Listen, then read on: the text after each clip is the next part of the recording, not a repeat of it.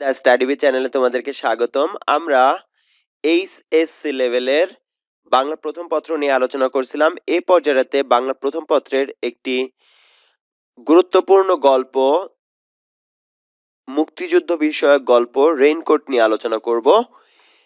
এটির রচয়িতা আখতারুজ্জামান ইলিয়াস। ওনার এই রচনার মধ্যে দিয়ে মুক্তিযুদ্ধকালীন সময়টাতে যে পাকিস্তানিদের গণহত্যা, অত্যাচার, এছাড়াও 1971 সালের যে রাজধানীর থমথমে অবস্থা, সেই অবস্থা, ভয়ঙ্কর ভীত সন্ত্রস্ত পরিবারগুলোর অবস্থা এবং একই সাথে রাজাকার বা অন্যান্য যে বাহিনীগুলো ছিল তাদের বিভিন্ন বিষয়গুলো উপস্থাপন করেছেন অনেক সুন্দর করে। সো এই গল্পটার থেকে সবচেয়ে বেশি অবজেক্টিভ আসার মতো, তো এই জন্য বলবো যে একেবারে প্রত্যেকটা লাইন বাই লাইন খুব বেশি ইম্পর্টেন্ট এবং মনোযোগের সহিত যদি আপনারা দেখুন ভিডিওটা। এবং সেই সাথে আরেকটা অনুরোধ করব যে যখন এই গল্পটা পড়ছেন তখন অবশ্যই মূল বইয়ের রেইনকোট গল্পটা রেখে দিবেন সামনে এবং সেই জায়গাগুলোতে একটু দাগিয়ে নেবেন। তো কথা না বাড়িয়ে আমরা চলে যাব উৎসে।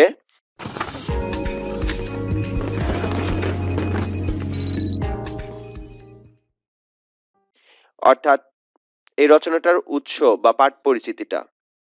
এই রচনাটা মোট 3টা উৎসর কথা এখানে বলা আছে। প্রথমত বলা আছে যে এই গল্পটা প্রথম প্রকাশিত হয় 1995 সালে। পরবর্তীতে এটি লেখকের যে সর্বশেষ গল্পগ্রন্থ জাল স্বপ্ন, স্বপ্নের জাল, যেটি 1997 সালে প্রকাশিত হয়, সেই গ্রন্থে সংকলিত হয়। এবং এই গল্পের যে পাঠ গ্রহণ করা হয়েছে, অর্থাৎ আমাদের বইয়ে যেটা যেভাবে আসছে সেটা হচ্ছে আখতারুজ্জামান ইলিয়াস রচনা সমগ্র 1, এই বইটার থেকে এই গল্পটা নেওয়া হয়েছে। তো এই গল্পের যদি আমরা বলি প্রেক্ষাপট, তাহলে প্রেক্ষাপট বলতে গেলে 1971 সালে মুক্তিযুদ্ধের কথা বলতে হবে, পাকিস্তানিদের অত্যাচারের কথা বলতে হবে, মুক্তিযোদ্ধাদের গেরিলা আক্রমণের কথা বলতে হবে, রাজাকারদের যে ভূমিকাটা ছিল সেই সময়টাতে সেগুলো নিয়ে বলতে হবে। এবং এখানে যে একটা উচ্চ শ্রেণীর শিক্ষিত উচ্চ শ্রেণীর যে সরাসরি পাকিস্তানিদেরকে সমর্থন করেছে সেই বিষয়টাও অনেক সুন্দর করে ফুটিয়ে তুলেছেন আমাদের লেখক। তো আমরা এর অনেক যে বিষয়গুলো আছে, যে কি কি রং আছে, কি কি মাস আছে, কোন কোন বাহিনীর কথা বলা আছে, সেই সকল প্রশ্নগুলো বা সংখ্যাবাচক তথ্যগুলো আমরা পরবর্তীতে আলোচনা করব। আমরা প্রথমে চলে যাব গল্পের মূল পয়েন্টটাতে, অর্থাৎ পড়ে পড়ে আমরা এটা নিয়ে আলোচনা করব। ভোর রাত থেকে বৃষ্টি, এই লাইনটা হচ্ছে প্রথম লাইন, এটা মনে রাখবেন। প্রত্যেকটা গল্পের প্রথম লাইন এবং শেষ লাইনটা ইম্পর্টেন্ট। ভোর রাত থেকে বৃষ্টি, আহা বৃষ্টির ঝমঝম বোল। বোল বলতে বোঝায় হচ্ছে ধ্বনি, অর্থাৎ ছোটবেলায় যে বাচ্চারা যে ভাষায় কথা বলে সেটাকেও একটা বলা হয় মুখের বোল। তো এরকম ধ্বনিকে বোঝাচ্ছে ঝমঝম বোল। বোল অর্থ ধ্বনি। এই বৃষ্টির মেয়াদ আল্লাহ দিলে পুরো 3 দিন, কারণ শনিতে 7, মঙ্গলে 3, আর সব 3 দিন। অর্থাৎ শনিতে 7 দিন পূর্ণ হয়, মঙ্গলে হয়ে যায় 3 দিন, রবি সোম মঙ্গল, মঙ্গলে 3 দিন, আর প্রত্যেকটা একদিন একদিন করে গুনলে 7 দিন। এটা জেনারেল স্টেটমেন্ট, এটা হচ্ছে গ্রাম অঞ্চলের কথা যে শনিতে 7, মঙ্গলে 3, আর সব 3 দিন। জেনারেল স্টেটমেন্ট, জেনারেল স্টেটমেন্ট হচ্ছে সাধারণ তথ্য বা সাধারণ বিবৃতি আমরা বলতে পারি। স্পেসিফিক ক্লাসিফিকেশনও আছে। স্পেসিফিক মানে হচ্ছে বিশেষ, নির্দিষ্ট, আর ক্লাসিফিকেশন হচ্ছে ভাগ বা শ্রেণীকরণ। সো নির্দিষ্ট শ্রেণীকরণও আছে। সেটা কেমন? যেমন মঙ্গলে ভোর রাতে হইল শুরু, তার মানে মঙ্গলবারে ভোর রাতে বৃষ্টি শুরু। 3 দিন মেঘের গুরু গুরু, 3 দিন ধরে মেঘ চললো, বৃষ্টি হলো। তারপর বুধের সকালে নামলো জল, বিকালে মেঘ কয় এবার চল। বৃহস্পতি শুক্র কিচ্ছু বাদ নাই, কিন্তু এখন ভুলে গেছে। যেটুকু মনে আছে পুরো বেড কাভারের নিচে গুটিসুটি মেরে শুয়ে আর এক পশলা ঘুমিয়ে নেওয়ার জন্য তাই যথেষ্ট। অর্থাৎ যেরকম করে যাচ্ছে দিনটা বৃষ্টির মধ্যে, বোঝাই যাচ্ছে না যে কখন দিন আর কখন রাত, সকাল দুপুর রাত সবকিছুই ভুলে গেছি। এখন শুধু একটা জিনিসই মনে আছে যে বেড কাভারের নিচে যায় শুয়ে থেকে আবার ঘুমায় দেওয়া যায়। বৃষ্টির দিনে এই ধরনের হয় যে বারবার ঘুমাইতে মন চায়। তো তার মানে এখানে দিনগুলোর কথা বলা আছে যা যা, সেটা আমরা দেখি। শনিবার বলা আছে, মঙ্গলবার বলা আছে, বুধবার বলা আছে, তার মানে মঙ্গল বুধ বৃহস্পতি আছে, শুক্র আছে। তার মানে মঙ্গল থেকে শনিবার পর্যন্ত। মঙ্গল, বুধ, বৃহস্পতি, শুক্র। রবি এবং সোমবার এখানে উল্লেখ নাই। তার মানে ৫ টা দিনের কথা উল্লেখ আছে। অন্তত ৩ দিন ফুটপাত বন্ধ। ফুটপাত বন্ধ, এখানে একটা জিনিসকে উল্লেখ করা হচ্ছে যে ফুটপাত তো ৩ দিন ধরে বন্ধ। যেমন মনে করুন যে আপনার বাসার পাশে গান বাজনা হচ্ছে, হঠাৎ করে সেখানে কোনো জালসা বা কোনো কিছুর কারণে বা আজানের সময়টাতে দেখা যাচ্ছে যে ওই গান বাজনাগুলো বন্ধ থাকতেছে। সো যাক, মাথা ধরায় ফেলছে। অন্তত এখন তো বন্ধ আছে। তো এই বৃষ্টির দিনে স্বাভাবিকভাবেই মুক্তিযোদ্ধারা হোক আর পাকিস্তানিরা হোক স্বাভাবিকভাবে গোলা বারুদ ভিজে যাবে, এই জন্য গুলি চালাচ্ছে না বা যুদ্ধ চলতেছে না, যার কারণে এই ফুটফাট শব্দগুলো বন্ধ আছে, সেটা বুঝাইছে। বাদলায় বন্দুক বারুদ কি একটু জিরিয়ে নেবে না? অর্থাৎ বৃষ্টির দিনে তো বন্দুক বারুদ যেভাবে চলতেছে তাদের তো একটু জিরায় নিতে হবে। এটাতে বুঝাচ্ছে যে পাকিস্তানের কি পরিমাণে আমাদেরকে গোলা বারুদ দিয়ে আক্রমণ করেছে। এই কটা দিন নিশ্চিন্তে আরাম করো। কাকে আরাম করতে বলছে? বন্দুক বারুদ এগুলো একই সাথে নিজেদেরকে। কারণ যখনই বন্দুক বারুদ আবার চলা শুরু করবে, প্রত্যেক বাড়িতে বাড়িতে গিয়ে সেনাবাহিনী, মিলিটারি বাহিনী যারা আছে তারা গিয়ে ধরে ধরে নিয়ে আসবে। এই জন্য এখনো অন্তত কয়টা দিন নিশ্চিন্তে আরাম করো। তার হলো কই? Man proposes. এখানে একটা লাইন লিখে নিতে পারেন। এটা হচ্ছে একটা প্রবাদ বাক্যের অর্ধেক অংশ। প্রবাদ বাক্যটা হচ্ছে ম্যান প্রপোজেস, গড ডিসপোজেস। এর অর্থটা হচ্ছে মানুষ ভাবে এক আর হয় আরেক। সো তার মানে তার ঘুমটা সে চাচ্ছিল ঘুমাইতে, কিন্তু ম্যান প্রপোজেস অর্থাৎ ভাবতেছে এক, অন্য আরেকটা ঘটনা ঘটছে কি, এমন চমৎকার বাদলার দিনে সকালে দরজায় প্রবল করা নাড়া। প্রবল করা নাড়া অর্থাৎ খুব জোরে করা নাড়ছে। শেষ হেমন্তের শীত শীত পর্দা ছিঁড়ে ফালা ফালা করে ফেললো। হেমন্ত কালের বোঝাচ্ছে। সো হেমন্ত শেষের দিকের যে এই যে শীত শীত ভাব, এটা শেষ হয়ে গেল এখনই। সব ভেস্তে দিল। ভয় পেয়ে গেছে কেন? মিলিটারি মিলিটারি আজ আজ তার ঘরে। আল্লাহ গো, আল্লাহুম্মা আনতা সুবহানাকা ইন্নী কুনতু মিনাজ জালিমিন। এটা সাধারণত বিপদের দোয়া। সো আমরা জানি যে কেউ বিপদে পড়লে সে বিপদে পড়তে হয় আল্লাহুম্মা আনতা সুবহানাকা ইন্নী কুনতু মিনাজ জালিমিন। পড়তে পড়তে সে দরজার দিকে এগোয়।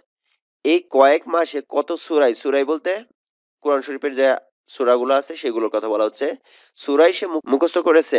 রাস্তায় বেরোলে ৫ কালেমা সবসময় রেডি রাখে ঠোঁটের উপর। কোন দিক থেকে কখন মিলিটারি ধরে, তবু একটা না একটা ভুল হয়েই যায়। দোয়া মনে হলো ঠিকই, কিন্তু টুপিটা মাথায় দিতে ভুলে গেল।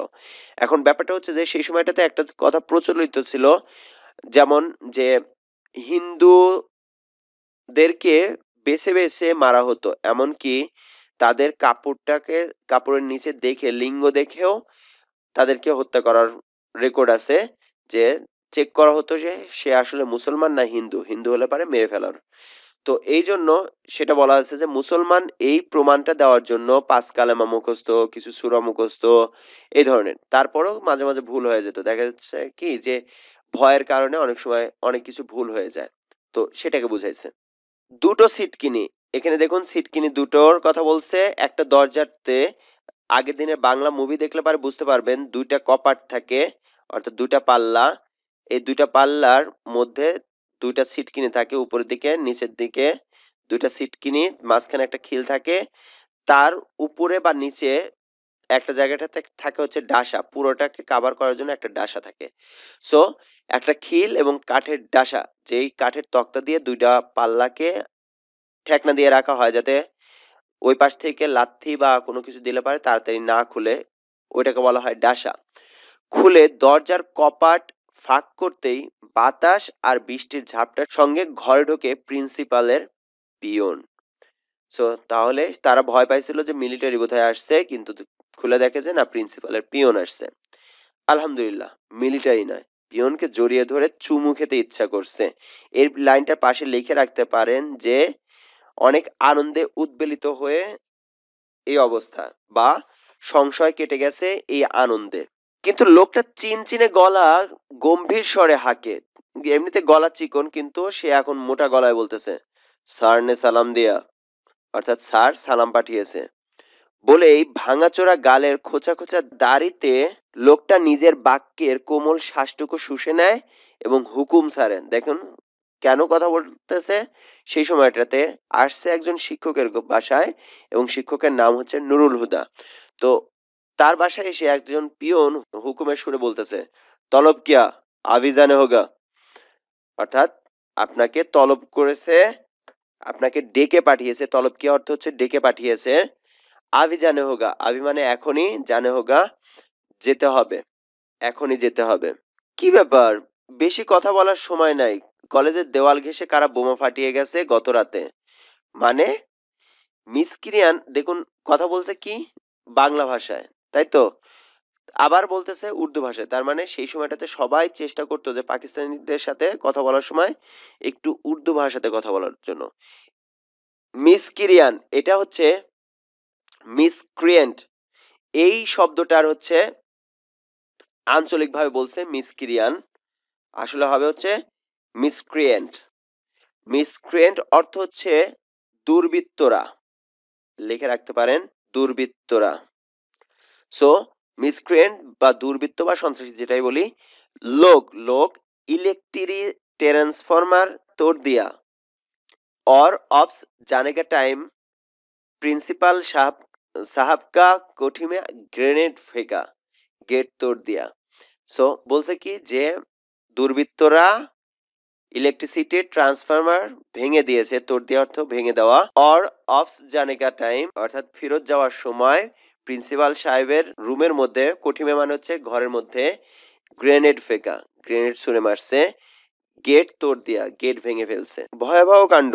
ইলেকট্রিক ট্রান্সফরমার তো কলেজের সামনের দেওয়াল ঘেঁষে, দেওয়ালের পরে বাগান, টেনিস লন, তারপর কলেজ দালান, মস্ত দালান পার হয়ে ফুটবল ও ক্রিকেট খেলার মাঠ, মাঠ পেরিয়ে একটু বাদিকে প্রিন্সিপালের কোয়ার্টার, এর সঙ্গে মিলিটারি ক্যাম্প, কলেজ জিমনেশিয়াম এখন মিলিটারি ক্যাম্প। প্রিন্সিপালের বাড়ির গেটে বোমা ফেলার মানে হচ্ছে মিলিটারি ক্যাম্পে অ্যাটাক করা। সামনের দেয়ালে বোমা মেরে এতটা পথ ক্রস করে গেল কি করে সে জানতে চায়। ক্যাসে? সো আমরা এই পুরোটাকে আমরা একটু যদি চিত্রের মাধ্যমে যদি দেখি তাহলে সেভাবে পাই। যেমন মনে করেন যে এই টোটাল এরিয়াটাকে আমরা চিন্তা করলাম। সো বলছে কি যে ইলেকট্রিক এই দিক দিয়ে মনে করুন যে রাস্তা, তো কলেজের সামনের দেয়াল ঘেঁষে হচ্ছে, এই সামনের দেয়াল ঘেঁষে আছে হচ্ছে ইলেকট্রিক ট্রান্সফরমার, এই জায়গাটাতে আছে ট্রান্সফরমার, টি দ্বারা প্রকাশ করলাম। এখন দেওয়ালের পর বাগান, এই অংশটুকু হচ্ছে ফুল বাগান, দেয়ালের অংশের পর বাগান, সো বি দ্বারা প্রকাশ করলাম। দেন তারপর হচ্ছে টেনিস লন, তারপরে আছে টেনিস খেলার কোর্ট বা টেনিস লন, তারপর কলেজ দালান, তারপরে আছে কলেজ দালান। সো এই জায়গাটাতে হচ্ছে দালান, দালান পার হয়ে ফুটবল এবং ক্রিকেট খেলার মাঠ। সো এক পাশে ফুটবল খেলার মাঠ আর এক পাশ ক্রিকেট খেলার মাঠ, দুইটা মাঠ। মাঠ পেরিয়ে একটু বাঁ দিকে, মাঠ পেরিয়ে একটু বাঁ দিকে প্রিন্সিপালের রুম। সো স্বাভাবিকভাবে এখানে ট্রান্সফরমার পুরাইছে, পুরানোর পর তারা বাগান পার হয়েছে, টপকা আয়সা এই মাঠের মধ্যে দিয়ে আয়সা প্রিন্সিপালের রুমে গ্রেনেড ছুড়ছে। আচ্ছা, এখন প্রিন্সিপালের কোয়ার্টারের সাথেই আছে হচ্ছে মিলিটারি ক্যাম্প, এই জায়গাটাতে আছে মিলিটারি ক্যাম্প। এখন প্রিন্সিপালের বাড়ি গেটে বোমা ফেলা মানে, এখানে বোমা ফেলা মানে কি, তার জিমনেশিয়াম অর্থাৎ হচ্ছে মিলিটারি যে ক্যাম্প আছে ক্যাম্পেই সরাসরি বোমা ফেলা। সো এত দূর আইসা আবার ফেরত যাওয়ার সময় এই কাজটা করছে।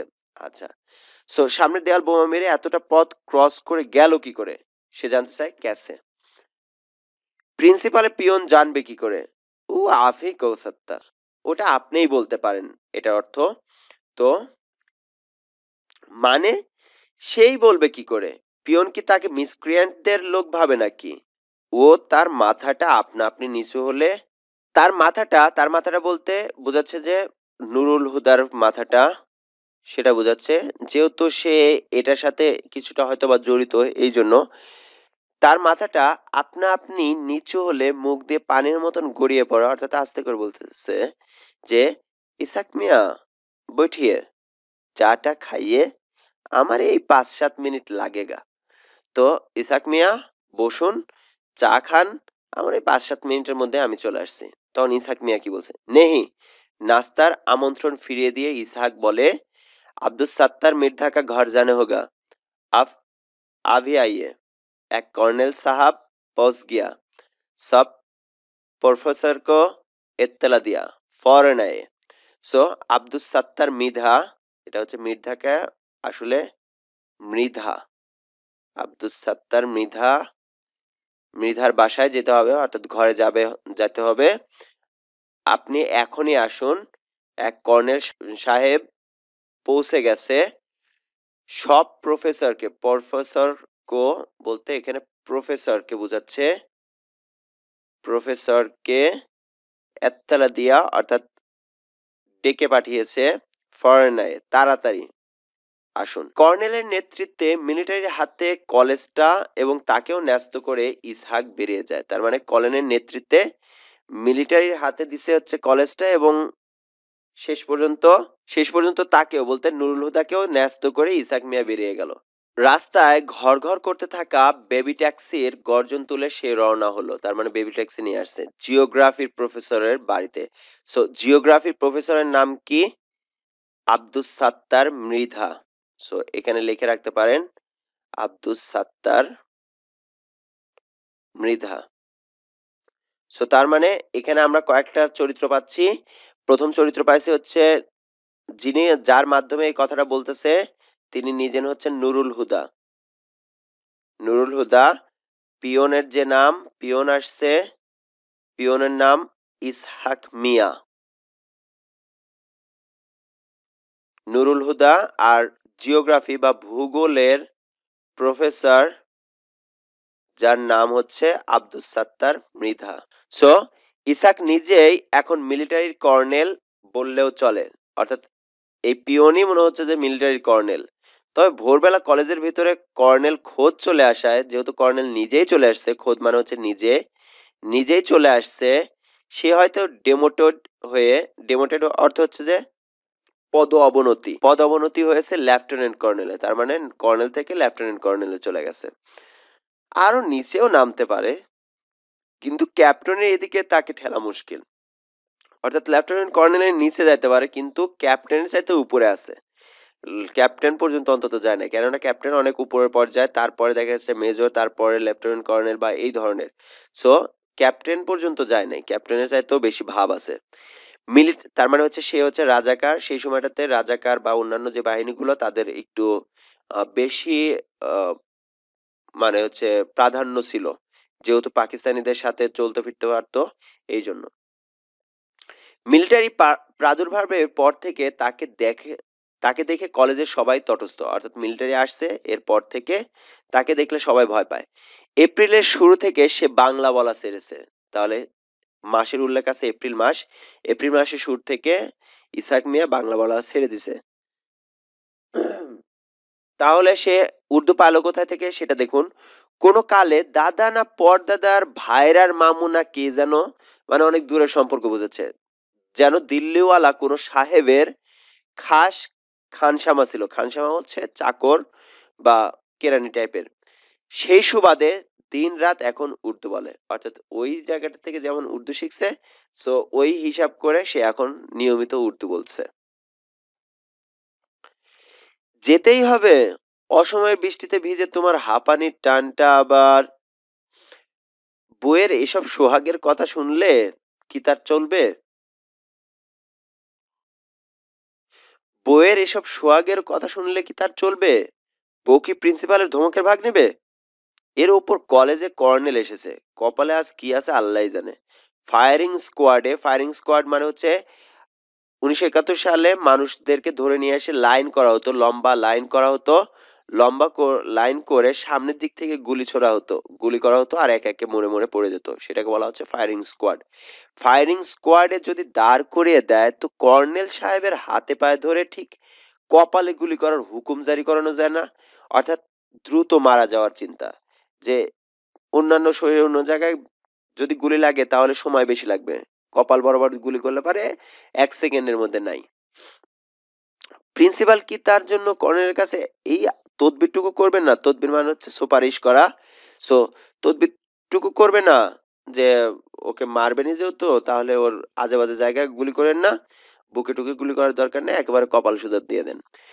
পাকিস্তানের জন্য প্রিন্সিপালের দিন রাত দোয়া দুরুদ পড়ছে, তার মানে প্রিন্সিপালের এটা পাইলাম কি যে প্রিন্সিপাল নিজে হচ্ছে রাজাকার, যদিও রাজাকার অর্থ হচ্ছে স্বেচ্ছাসেবক।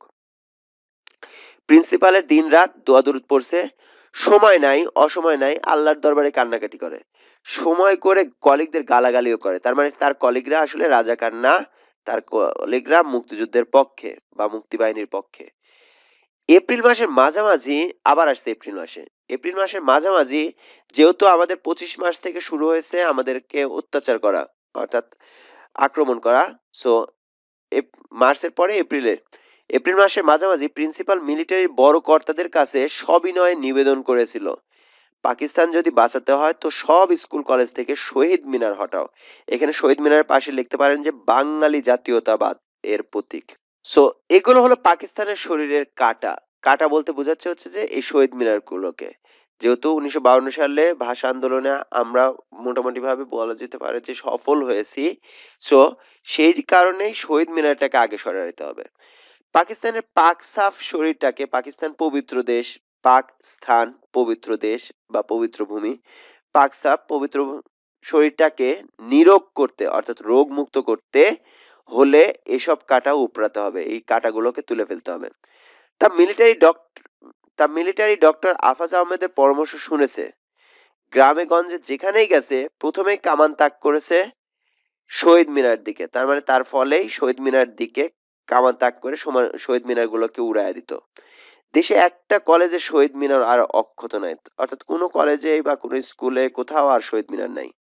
তা প্রিন্সিপাল তাদের এত বড় একটা পরামর্শ দিল, আর সামান্য এক লেকচারারকে, তার মানে সে নিজে বলতেছে যে আমি সামান্য একটা লেকচারার, গুলি করবার সময় শরীরের আলতু ফালতু অর্থাৎ অন্যান্য বিভিন্ন জায়গায় বুকে হতে পারে পেটে হতে পারে সেগুলো জায়গা বাদ দিয়ে কপালটা টার্গেট করার অনুরোধটা তার মানবে না।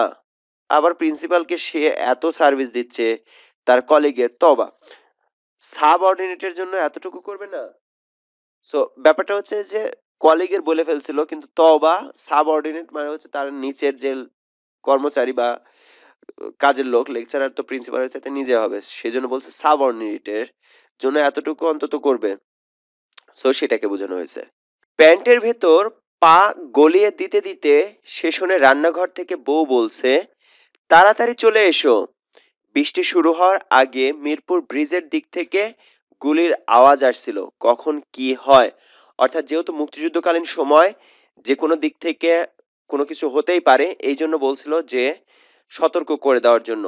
তো স্থানের নাম দেওয়া আছে যে মিরপুর ব্রিজের দিক থেকে গুলির আওয়াজ আসছিল। এসব কথা এখন বলার দরকার কি? এইসব কথা এখন বলার দরকারটা কি? রেডিও টেলিভিশনে হরদম বলছে সিচুয়েশন নর্মাল, পরিস্থিতি স্বাভাবিক, অর্থাৎ এখান দ্বারা এই লাইনটার মাধ্যমে বোঝা যাচ্ছে যে সেই সময়কার রেডিও এবং টেলিভিশনটা সম্পূর্ণরূপে পাকিস্তানরা কবজা করে ফেলেছিল, যার কারণে রেডিও এবং টেলিভিশন সরাসরি তাদের পক্ষ নিয়ে কথা বলছিল। দুশ্মনকে সম্পূর্ণ কবজা করা গেছে, মিসক্রিয়েন্টরা সব খতম, অর্থাৎ মুক্তিবাহিনী যারা আছে সবাই খতম হয়ে গেছে, সব খতম মানে শেষ। প্রেসিডেন্ট দেশে গণতন্ত্র ফিরিয়ে দিতে বদ্ধপরিকর। কিছুদিন বাদে বাদে তার ভাষণ শোনা যায়, our ultimate aim remains the same, that is to hand over power to the elected representatives of the people. অর্থাৎ কিছুদিন পর পরই প্রেসিডেন্ট সাহেব ঘোষণা দেন, ভাষণ দেন যে আমাদের এখন পর্যন্ত যে লক্ষ্যটা সেটা আগের মতোই আছে, যে আমরা চাই জনগণের দ্বারা নির্বাচিত ব্যক্তির কাছে ক্ষমতা হস্তান্তর করতে। রিপ্রেজেন্টেটিভস মানে হচ্ছে প্রতিনিধি বুঝায়। সো রিপ্রেজেন্টেটিভস প্রতিনিধি, তার মানে জনগণের প্রতিনিধির কাছে তারা ক্ষমতা হস্তান্তর করে দিতে বদ্ধপরিকর। আসলে কি তাই? যদি তাই হতো তাহলে স্বাভাবিকভাবেই যে ৭০-এর নির্বাচনে আওয়ামী লীগ জয়লাভ করে সেখানে আওয়ামী লীগকে ক্ষমতা হস্তান্তর করে দিত, কিন্তু এটা জাস্ট মানুষকে বোঝানোর জন্য যে আসলে ওরা এমনি এমনি যুদ্ধ করছে, এমনি এমনি আন্দোলন করছে, এসবের আসলে কোনো ভিত্তি নাই, আমরা তো বলছি যে আমরা ক্ষমতা হস্তান্তর করতে চাই। সবই তো নর্মাল হয়ে আসছে, নর্মাল মানে হচ্ছে স্বাভাবিক। বাঙালি ইস্ট পাকিস্তানি গভর্নর মন্ত্রীরা ইস্ট পাকিস্তানি, সবই তো স্বাভাবিক। অর্থাৎ সেই সময় যারা ইস্ট পাকিস্তানে ছিল, গভর্নরটাও ইস্ট পাকিস্তানি দিছিল, মন্ত্রীরাও ইস্ট পাকিস্তানি তৈরি করছিল। বাট এদের মধ্যেও অনেকেই ছিল যে পাকিস্তানের পক্ষে, যারা পাকিস্তানের পক্ষে তাদেরকে এই দায়িত্বগুলো দেওয়া হয়। এখন বউ তার এইসব বাজে কথা বলে কেন? ইস, আসমাকে নিয়ে আর পারা যায় না। সো আসমা হচ্ছে নুরুল হুদার স্ত্রীর নাম। এই বৃষ্টিতে শুধু ছাতাই কুলাবে না গো, বউয়ের আরেক দফা সোয়াগ শোনা গেল। অর্থাৎ সোয়াগ করে আবার বলছে যে এই যে যে বৃষ্টি চলতেছে, ছাতায় কুলাবে না, তুমি বরং মিন্টুর রেইনকোটটা নিয়ে যাও। প্রথমবারের মতন রেইনকোট শব্দটা আসলো। সো এখানে মিন্টুটা কে? এখানে মিন্টু হলো আসমার ভাই। মিন্টু আসমার ভাই।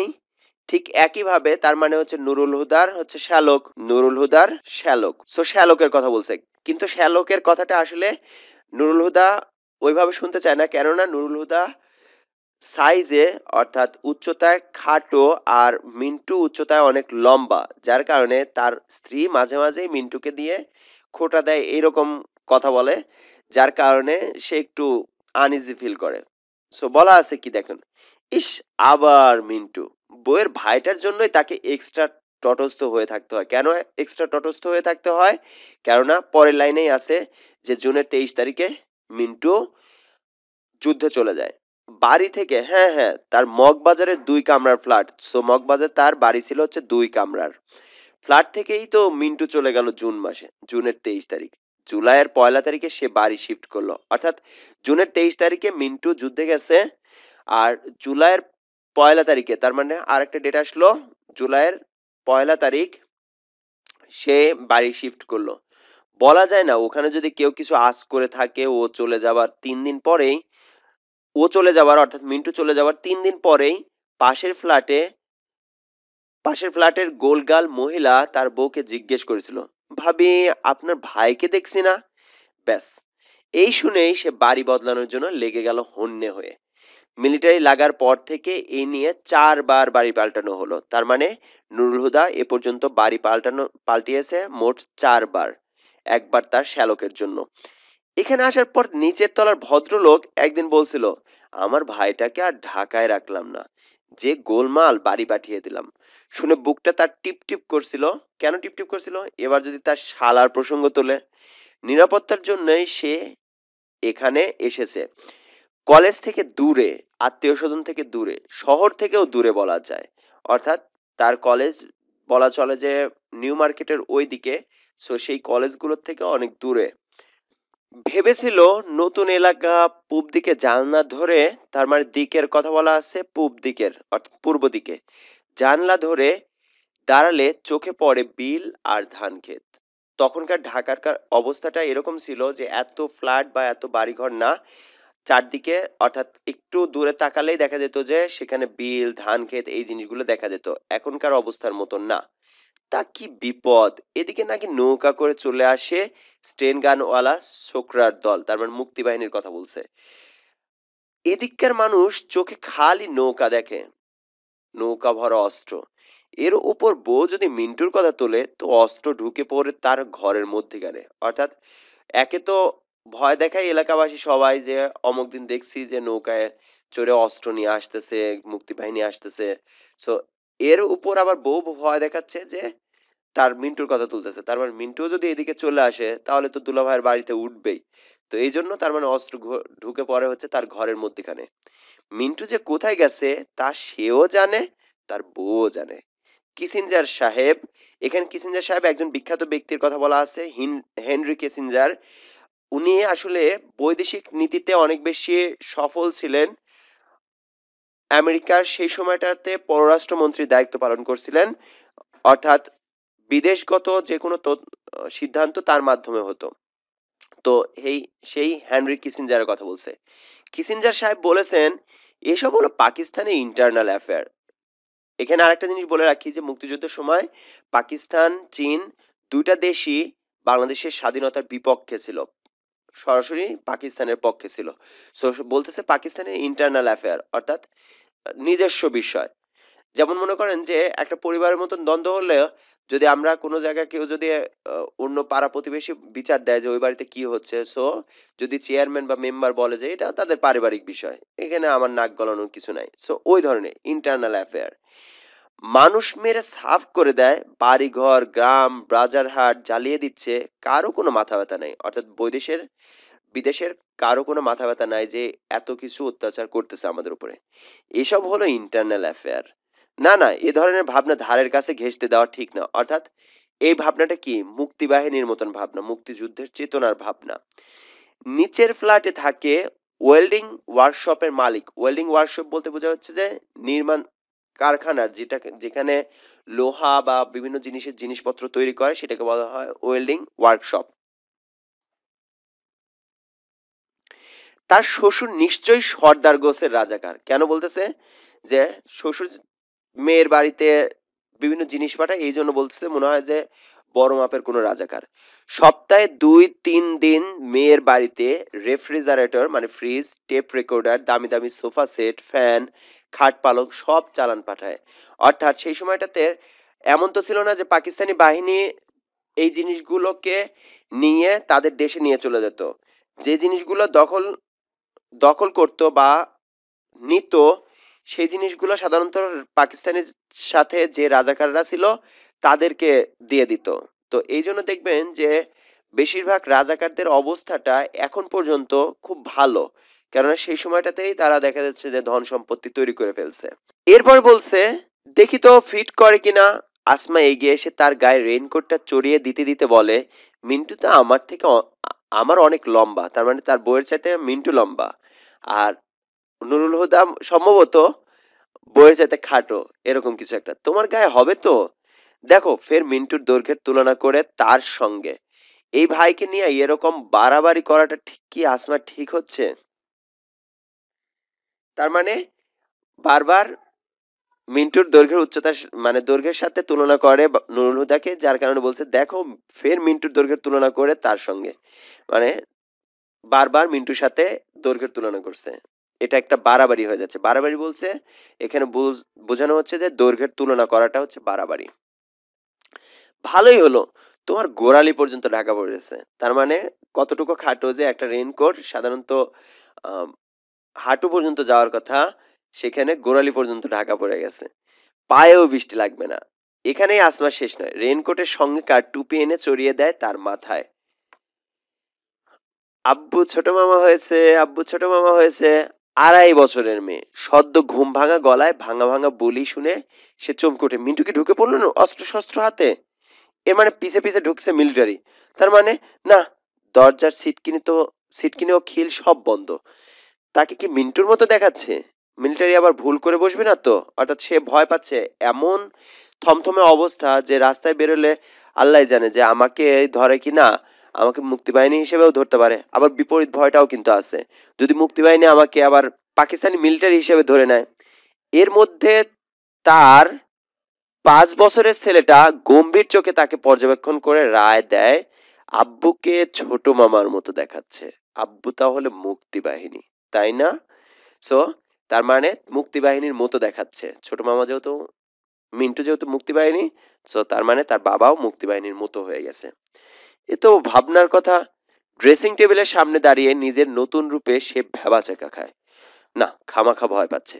বৃষ্টির দিনে রেইনকোট গায়ে দেওয়াটা অপরাধ হবে নাকি? হবে কেন? মিলিটারির কি আর বিবেচনাবোধ নাই? অর্থাৎ মিলিটারির অবশ্যই বিবেচনাবোধ আছে যে বৃষ্টির দিনে রেইনকোট নিয়ে বের হয়েছে, তল্লাশি ছাড়াই কি দেখেই গুলি করে দেবে নাকি, এরকম কিছু?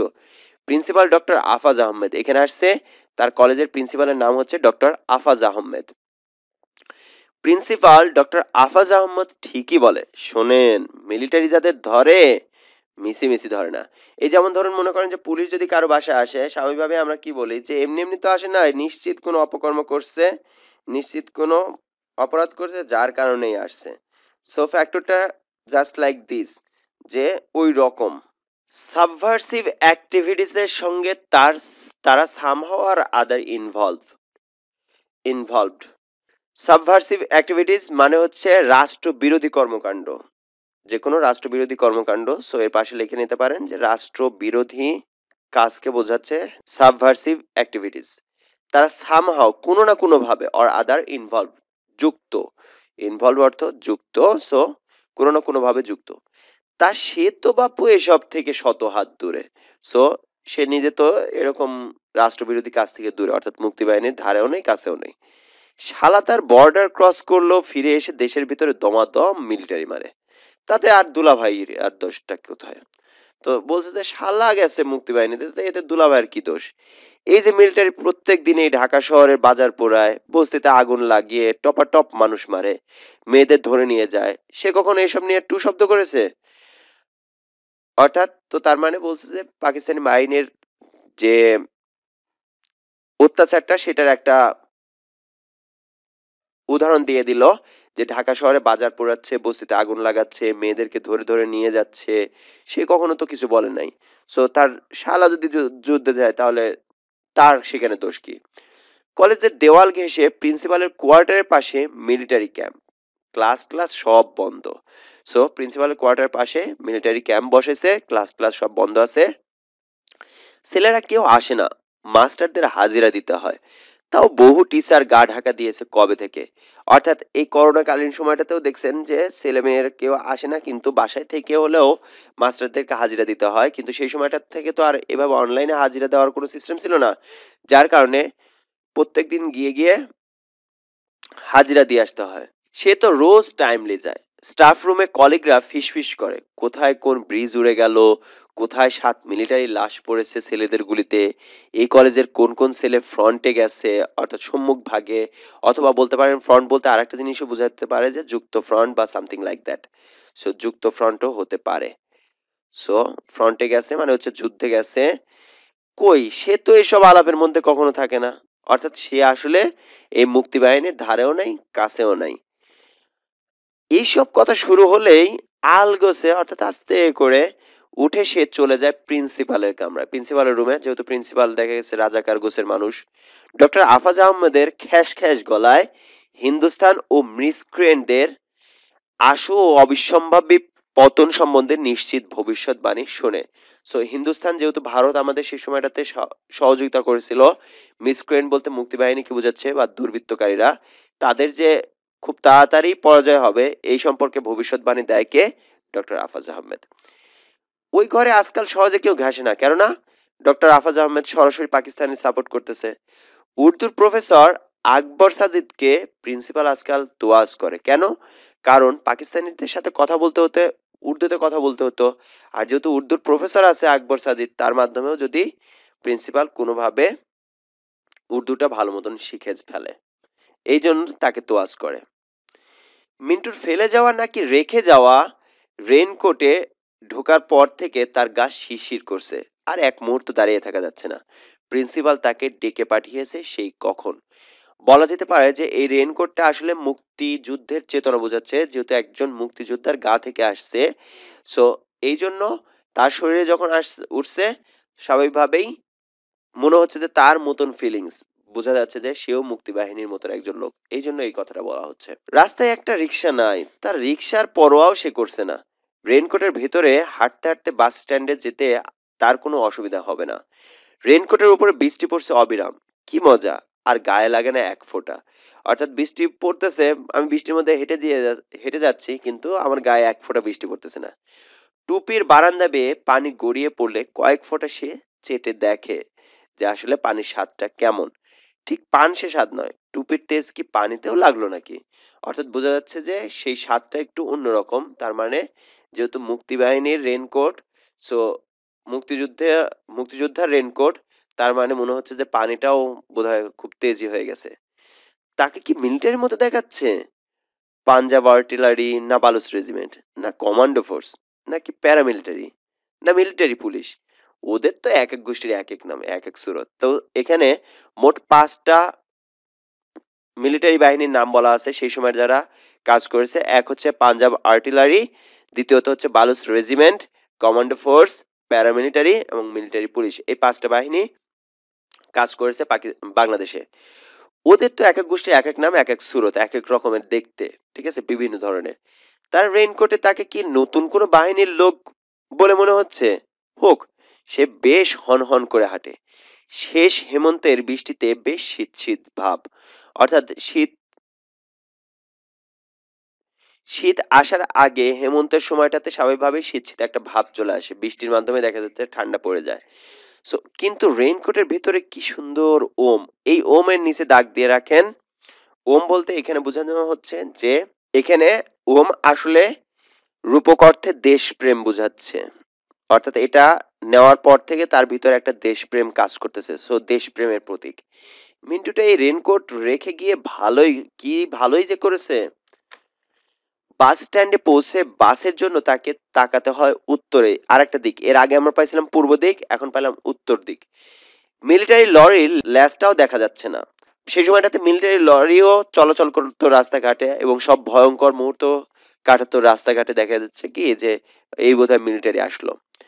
আবার তার বাসেরও তো নামগন্ধ নেই, অর্থাৎ তার বাসটাও আসছে না। বাস স্ট্যান্ডে জনপ্রাণী বলতে সে একেবারে একলা, অর্থাৎ বাস স্ট্যান্ডে একা একা দাঁড়িয়ে আছে।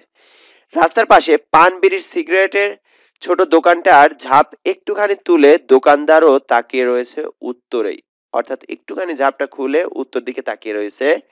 ওদিকে কি কোনো গোলমাল হলো নাকি? দোকানদার ছেলেটা একটু বাচাল টাইপের, বাচাল মানে কথা বলে বেশি। বাস স্ট্যান্ডে তাকে দেখলে ছোড়াটা বিড়বিড় করে বলে, কাল শোনেন নাই মিরপুরের বিল দিয়া 2 নৌকা বোঝাই কইরা আইছিল, একটা জিপ উড়াইয়া দিছে, কমপক্ষে 5টা খানসেনা খতম। অর্থাৎ সেই সময়টাতে যারা দোকানদারি করতো বা বিভিন্ন কাজ করতো তারাও দেখা যাচ্ছে যে মুক্তিযুদ্ধকে সমর্থন করতো, কিন্তু সরাসরি মুক্তিযুদ্ধে যেতে পারেনি। সো একটা জিপ উড়ে দিয়ে 5টা খানসেনা খতম হয়েছে, এটা একটা অবজেক্টিভের মধ্যে পড়ে। বিবিসি, যার ফুল ফর্ম হচ্ছে ব্রিটিশ ব্রডকাস্টিং কর্পোরেশন, কইছে, তার মানে এটি হচ্ছে অনেক পুরাতন রেডিও চ্যানেল, বলছে কি রংপুর দিনাজপুরের হাফের বেশি জায়গা স্বাধীন, অর্থাৎ অর্ধেকের বেশি জায়গা স্বাধীন হয়েছে রংপুর দিনাজপুরের দিকে। এর মধ্যেই ছিপছিপে বৃষ্টিতে লালচে আভা তুলে এসে পড়লো লাল রঙের স্টেট বাস। সো তার মানে এখানে দুইটা রঙের, এখানে একটা রঙের কথা বলা হচ্ছে লাল রঙের, সো লাল রঙের স্টেট বাস আসছে। বাসে যাত্রী কম, না না, কন্ডাক্টররা সবসময় যেমন খালি গাড়ি বলে চেঁচায় সেরকম নয়, অর্থাৎ ভরা থাকলেও যে মানে সিট আছে আম, এরকম করে চেঁচায় সেরকম না, সত্যি সত্যি অর্ধেকের বেশি সিট খালি। সে বাসে উঠলে তার রেইনকোটের পানি পড়তে লাগলো বাসের ভিজে মাটিতে। স্বাভাবিকভাবে যে বাসে ওঠার পরে যদি ফ্রিজের কোনো জিনিস ব্যাগে নিয়ে উঠেন, যদি সেই পানিটা গড়িয়ে পড়ে তাহলে কেউ না কেউ আপনার দিকে তাকিয়ে কিছু না কিছু কটু কথা বলে ফেলবে। সো এই জন্য তার একটু খারাপ কথা অন্তত টিটকারি শোনার কথা, কিন্তু তাকে কেউ কিছু বলে না। ঠোঁটে তার একটু হাসি বিছানো থাকে। এই নীরব কিন্তু স্পষ্ট হাসির কারণ কি এই যে তার রেইনকোটের পানিতে বাসে সয়লাভ হয়ে গেলেও কেউ টু শব্দটি করছে না, অর্থাৎ একটু তার মিটমিট করে আসছে যে কেউ কিছু বলতেছে না। তার পোশাক কি সবাইকে ঘাবড়ে দিল নাকি? সো খালি রাস্তা পেয়ে বাস চলে খুব জোরে, কিন্তু তার আসনটি সে নির্বাচন করতে পারছে না। টলতে টলতে, অর্থাৎ দেখা যাচ্ছে একবার ডান দিকে যাচ্ছে একবার বাম দিকে, এরকম টলতে টলতে একবার এই সিট দেখে, পছন্দ হয় না বলে ফের ওই সিটের দিকে যায়। যেমন মনে করেন যে এই সিটের পাশে জানলা আছে কিনা, ওই সিটের পাশে সিটটা কেমন যেন পছন্দ হচ্ছে না। এমন সময় পেছনের দিক থেকে দুজন যাত্রী উঠে পড়ে তাড়াহুড়ো করে, রাখো রাখো বলতে বলতে ঝুঁকি নিয়ে তারা নেমে পড়ে চলন্ত বাস থেকে। সো তার মানে তাকে দেখে দুজন যাত্রী, তার মানে নেমে গেল হচ্ছে দুইজন। সে তাদের দিকে তাকায় এবং বুঝতে পারে এরা পালালো ঠিক তাকে দেখে। তার মনে হতে পারে যে তারা এমনি এমনি নামছে, কিন্তু তার মনে হচ্ছে যে তাকে দেখে পালাইছে। লোক দুটো নিশ্চয় ক্রিমিনাল, একটা চোর আর একটা পকেটমার, অর্থাৎ তার নিজের চিন্তা ভাবনাটা ওই রকম, কিংবা দুটোই চোর অথবা দুটোই পকেটমার। নাম্বার মুহূর্তে দুটোর মধ্যে সর্দার টাইপেরটা তার দিকে পিছন ফিরে তাকালো। সেই চোখ ভরা ভয়, কেবল ভয়। অর্থাৎ এই সময়টাতে এই লাইনগুলোর মাধ্যমে বোঝা যাচ্ছে যে সেই সময়টাতে স্বাভাবিক অবস্থাতেও মানুষজন কতটুকু ভয়ার্ত ছিল, কত ভয়ঙ্কর মুহূর্ত কাটাচ্ছিলেন। জুৎসই সিট বেছে নিয়ে সে ধপাস করে বসতেই ফোমে ফস করে আওয়াজ হয় এবং এবং তাইতে মানে তার কারণে ঘাড় ফিরিয়ে তাকায় সামনের সিটে বসা 3জন যাত্রী। সো এখানে একটা জিনিস হচ্ছে 3জন যাত্রী তার দিকে তাকাইছিল যখন আওয়াজ করছিল। এদের সে ঠিক চোর অথবা পকেটমার বলে ঠিক শনাক্ত করে ফেলে, ডাকাত তো হতে পারে। অর্থাৎ তার মনের মধ্যে একটা যে আমাকে যেহেতু মনে হচ্ছে মিলিটারি, তার মানে আমার চোখে সবাই হচ্ছে চোর। কিংবা মিলিটারি কোনো বস্তিতে আগুন লাগিয়ে চলে এলে এরা ছোটে সেখানে লুটপাট করতে, অথবা মিলিটারি কোথাও লুটপাট করলে এরা গিয়ে উচ্ছিষ্ট কুড়ায়। উচ্ছিষ্ট কুড়ায় মানে হচ্ছে লুটপাট করে নিয়ে যাওয়ার পরে যা কিছু থাকে সেগুলো নিয়ে চলে যায়। সো রাজাকার বাহিনীর সাথে তুলনা করতেছে। তিনটেই পরের স্টপেজে নামার জন্য অনেক আগেই ধরফর করে উঠে দাঁড়ায় এবং বাস থামার সঙ্গে সঙ্গে নেমে পড়ে ঝটপট পায়, তাড়াতাড়ি পায়। তার মানে সে উঠার পর নামছে কয়জন? এখানে ৩ জন, ওখানে ২ জন, মোট ৫ জন নেমে পড়ল। তিনটে ক্রিমিনালের একটাও তার দিকে আর ফিরে তাকায় না। তার মানে তাকে বেশি ভয় পেয়েছে বলেই তার সঙ্গে চোখাচোখি এড়াতে এদের এত কসরত। অর্থাৎ যদি স্কুলে বা কলেজে পড়া না হয় তাহলে স্বাভাবিকভাবে মাথাটা নিচু করে রাখা হয় যে বইয়ের দিকে যেন স্যার কোনোভাবেই যেন আমার দিকে না তাকায়। স্যারের চোখের সাথে যেন চোখ না মিলে, চোখ পড়লেই তো স্যার আমাকে দাঁড়াইতে বলবে। যাক, মিন্টুর রেইনকোটে তার কাজ হচ্ছে। চোর ছেচোর পকেটমার সব কেটে পড়ছে। ভালো মানুষেরা থাক। সে বেশ সৎসঙ্গে চলে যাবে একেবারে কলেজ পর্যন্ত। সবাই চায় যে সৎসঙ্গের মধ্যে চলাচল করতে। আসাদ গেট বাস স্টপেজে ঝিরঝিরে বৃষ্টিতে দাঁড়িয়ে অপেক্ষা করছিল বেশ কয়েকজন মানুষ। ছাতা হাতে কেউ কেউ নিজ নিজ ছাতার নিচে এবং ছাতা ছাড়া অনেকেই অন্যের ছাতার নিচে মাথার অন্তত খানিকটা পেতে দিয়ে বৃষ্টির ছাড় থেকে আত্মরক্ষা করতে শরীরগুলোকে আঁকাবাঁকা করছিল। সো স্বাভাবিকভাবে যে বৃষ্টির নিচে মাথা দিয়ে দেখা যাচ্ছে যে কোনো মতন যেন দেহটাকে বৃষ্টি থেকে বাঁচিয়ে রাখা যায়, সেজন্য মানে হচ্ছে চেষ্টা করতেছিল। বাস থামালে সে দেখলো একে একে ৯ জন প্যাসেঞ্জার বাসে উঠলো। তাহলে উঠছে কয়জন? ৯ জন। আগে নেমে পড়ছে হচ্ছে ৫ জন, এখন উঠলো ৯ জন। সে বেশ খুঁটিয়ে খুঁটিয়ে সবাইকে দেখে। তো তার দিকে তাকিয়ে ৯ জনের ৩ জন আরে রাখো, আরে রাখো রাখো, একজন এখন এবং একজন রোখো রোখো বলতে বলতে নেমে পড়লো ধরফর করে। তার মানে ৩ জন আর একজন মিলায় আরো নামলো কয়জন? ৪ জন। উঠছিল ৯ জন, নেমে পড়ছে ৯ জন। শেষের জন বোধ হয় এমনই অর্ডিনারি চোর, সিসকে চোর হওয়ার সম্ভাবনাই অনেক বেশি। অর্থাৎ ওই যে একজন রোখো রোখো বলছে সে মনে হয় যে সিসকে চোর। আর প্রথম ৩টে কোথাও সুন্দরী মেয়ে মানুষ দেখলে মিলিটারিকে খবর দেয় কিংবা মিলিটারির কাছ থেকে বন্দুক নিয়ে পাকিস্তান জিন্দাবাদ, পাকিস্তান জিন্দাবাদ স্লোগান দিয়ে মহল্লায় মহল্লায় ঘুরে আর সুন্দরী মেয়েদের ধরে এনে পৌঁছে দেয় মিলিটারি ক্যাম্পে। এগুলো হলো রাজাকার। তার মানে রাজাকারের কাজগুলো তুলে ধরলেন লেখক এখানে, যে রাজাকার আসলে সেই সময়টাতে কি করছেন। ফের নতুন করে অপরাধী মুক্ত বাসে যেতে এখন ভালো লাগছে। জানলার বাইরে বৃষ্টি আশ উড়ছে ঠান্ডা হাওয়ায়, গাছপালা, লোকজন, দোকানপাট ও বাড়িঘরের উপর ট্রান্সপারেন্ট আবরণ দেখে তার এক্সট্রা ভালো লাগে। বলা হচ্ছে সমস্ত ভালো লাগাটা চির খায়, অর্থাৎ হঠাৎ করে থেমে যায়। বাস হঠাৎ করে ব্রেক কষলো। গাড়ি থামার সাথে সাথে সে যে চিন্তাটা করতেছিল ভালো লাগছিল সেই জিনিসটা হঠাৎ করে হোঁচট খায়। তখন তাকে তাকাতে হয় বায়ে, বাম দিকে। চোখ পড়ে নির্মীয়মান মসজিদের ছাদের দিকে, অর্থাৎ একটা নির্মাণাধীন মসজিদের ছাদের দিকে চোখ পড়ে। দরজা থেকে ঠান্ডা হাওয়া এসে লাগে তার মুখে এবং নাকের ভেতর দিয়ে সেই হাওয়া ঢুকে পড়ে বুকে। সেখানে ধাক্কা লাগে হঠাৎ করে। কেননা এমন যদি হয় যে কোনো একটা জায়গাটাতে গেছেন, এই জায়গাটাতে আপনার সাথে কোনো খারাপ কিছু একটা দেখেছিলেন বা খারাপ কিছু ঘটেছিল, তাহলে ওই জায়গাটাতে গেলে পরে কিন্তু হঠাৎ করে আপনি একেবারে নিশ্চুপ হয়ে যাবেন বা চুপচাপ তাকিয়ে থাকবেন যে হ্যাঁ এখানে তো এই ধরনের ঘটনাটা ঘটছিল। সো ক্র্যাকডাউনের রাত কেটে গেলে, ক্র্যাকডাউনের রাত বলতে এখানে মূলত বোঝানো হচ্ছে যে 25শে মার্চের কালো রাত্রি, যে রাত্রিতে পাকিস্তানি সেনাবাহিনী বাঙালিদের উপর বর্বরতম এবং জঘন্যতম যে হত্যাকাণ্ড চালিয়েছিল সেটার কথা বলা হচ্ছে। ক্র্যাকডাউনের রাত কেটে ভোর হলে মিলিটারির গুলিতে এ মসজিদের ছাদ থেকে পড়ে গিয়েছিল মুয়াজ্জিন সাহেব।